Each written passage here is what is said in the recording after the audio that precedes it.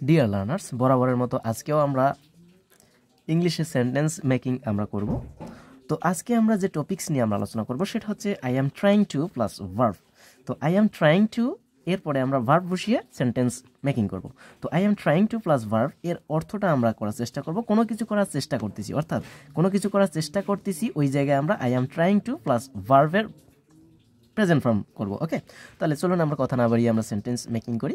তো আমি ইংরেজি শিখতে চেষ্টা করতেছি। তো আমি প্রথম সেন্টেন্সটা বললাম আমি ইংরেজি শিখতে চেষ্টা করতেছি, তাহলে আমরা এখানে কি বলতে পারি? I am trying to, I am trying to, I am trying two, trying to কি হবে? ইংরেজি শিখতে চেষ্টা করতেছি, তার মানে learn English. I am trying to learn English, আমি ইংরেজি শিখতে চেষ্টা করতেছি। তাহলে আমরা এর ইংলিশে আমরা কি বলবো? I am trying to learn English. আমি যদি বলি I am trying to learn English, তাহলে আমরা বলবো আমি ইংরেজি শিখতে চেষ্টা করতেছি। ওকে, তো আমি এখন যদি বলি আমি কিছু করার চেষ্টা করতেছি, আমি কিছু করার চেষ্টা করতেছি, তাহলে আমাদের কি হবে? I am trying, I am trying to, I am trying to কি হবে? কিছু করার চেষ্টা করতেছি, তাহলে I am trying to do something, do something, I am trying to do something. Okay, এই যে টু এর পরে ভার্বের প্রেজেন্ট ফর্ম হচ্ছে ডু সামথিং, মানে কিছু করার চেষ্টা করতেছি। তাহলে আমি কিছু করার চেষ্টা করতেছি, তাহলে আমরা বলবো I am trying to do something. Okay okay, next আমরা সেন্টেন্স দেখব। আমি পথ শিশুদের সাহায্য করতে চেষ্টা করতেছি, আমি পথ শিশুদের সাহায্য করতে চেষ্টা করতেছি, তাহলে কি হবে? I am trying to, I am trying to, I am trying two পথ শিশুদের সাহায্য করতে চেষ্টা করতেছি। তাহলে সাহায্য করতে তার মানে হেল্প, কাদের? পথ শিশুদের, তার মানে the street children, the street children. Okay, the street children.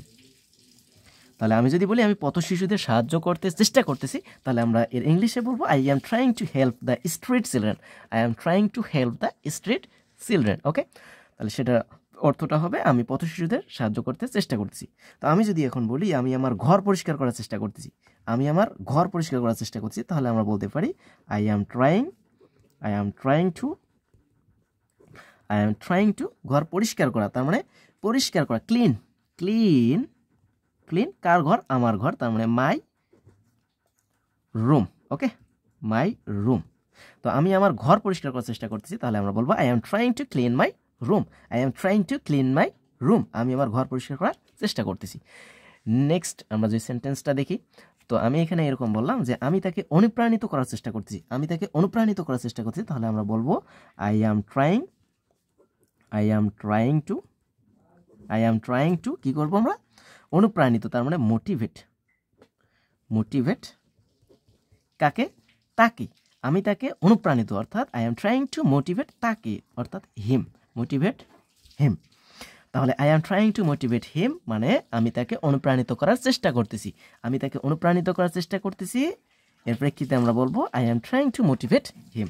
ওকে, আমি যদি এখন বলি আমি পড়ার চেষ্টা করতেছি, আমি যদি বলি পড়ার চেষ্টা করতেছি, তাহলে কি হবে? I am trying to, I am trying to, I am trying to কি হবে? Read, I am trying to read, আমি পড়ার চেষ্টা করতেছি, আমি পড়তেছি না বাট পড়ার চেষ্টা করতেছি, যে এইভাবে আমরা নিয়মিত পড়বো। তাহলে এই প্রেক্ষিতে আমরা কি বলবো? আমি পড়ার চেষ্টা করতেছি, I am trying to read.